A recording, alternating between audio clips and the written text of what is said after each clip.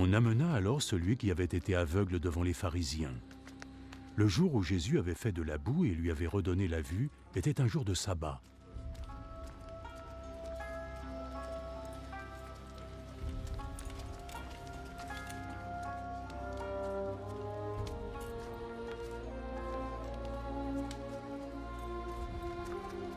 De nouveau, les pharisiens lui demandèrent comment il avait recouvré la vue.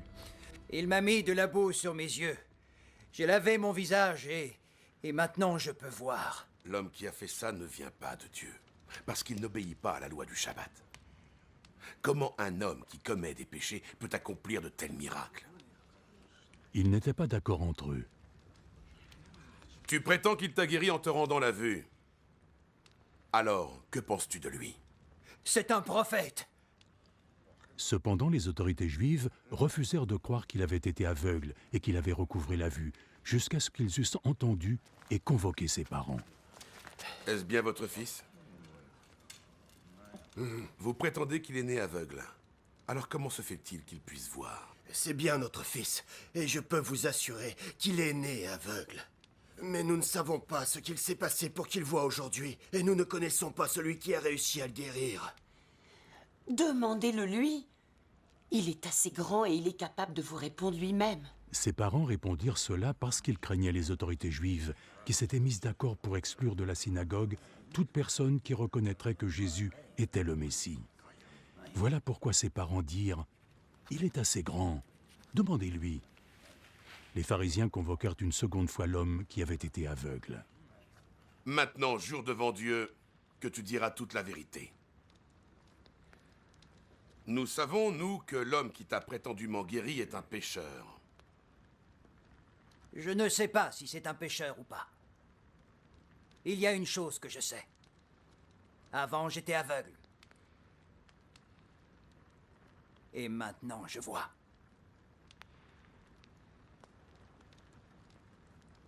Qu'est-ce qu'il t'a fait? Comment a-t-il fait pour que tu recouvres la vue? Je vous l'ai déjà dit et vous ne m'avez pas écouté. Pourquoi voulez-vous l'entendre encore? Peut-être que vous aimeriez aussi être un de ses disciples. Ils l'injurièrent et dirent « C'est toi qui es son disciple. Nous sommes les disciples de Moïse. Nous savons que Dieu a parlé à Moïse. Quant à cet usurpateur, en revanche, nous ne savons même pas d'où il vient. » Voilà une bien étrange chose. Vous dites ne pas savoir d'où il vient, mais aujourd'hui, grâce à lui, je peux vous voir. Nous savons que Dieu n'écoute pas ceux qui ont péché. Il n'écoute que ceux qui le respectent et qui agissent selon sa volonté. Depuis que le monde existe, jamais on n'a entendu parler d'un homme qui a pu donner la vue à un aveugle de naissance. Si cet homme ne venait pas de Dieu, il serait bien incapable de faire quoi que ce soit.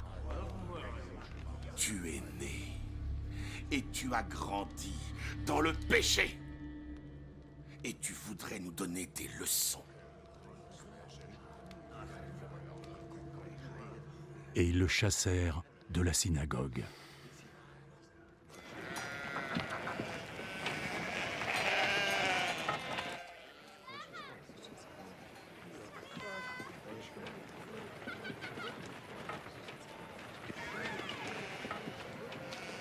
Quand Jésus apprit ce qui s'était passé, il alla trouver l'aveugle.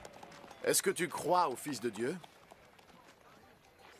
Dis-moi qui il est, Seigneur, afin que je puisse croire en lui. Mais tu l'as déjà rencontré. C'est celui qui te parle en ce moment même.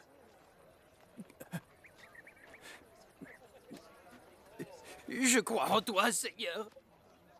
Et il s'agenouilla devant Jésus. Je suis venu dans ce monde pour le jugement.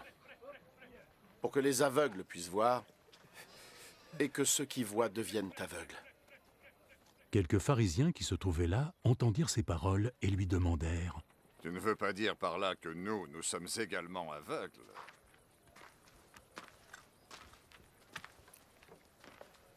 Si vous étiez aveugle, vous seriez innocent. Mais puisque vous dites que vous pouvez voir, c'est que vous êtes encore coupable.